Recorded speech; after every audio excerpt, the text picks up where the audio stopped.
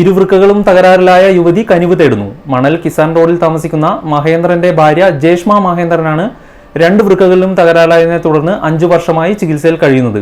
ആഴ്ചയിൽ 3 തവണ ഡയാലിസിസിന് വിധേയമായിക്കൊണ്ടിരിക്കുകയാണ്. വൃക്ക മാറ്റിവെച്ചാൽ പൂർണ്ണമായും ജീവിതത്തിലേക്ക് മടങ്ങി വരാമെന്നാണ് വിദഗ്ധ ഡോക്ടർമാർ പറയുന്നത്. ഇതിനായി ചികിത്സാ സഹായ കമ്മിറ്റി രൂപീകരിച്ചിട്ടുണ്ട്.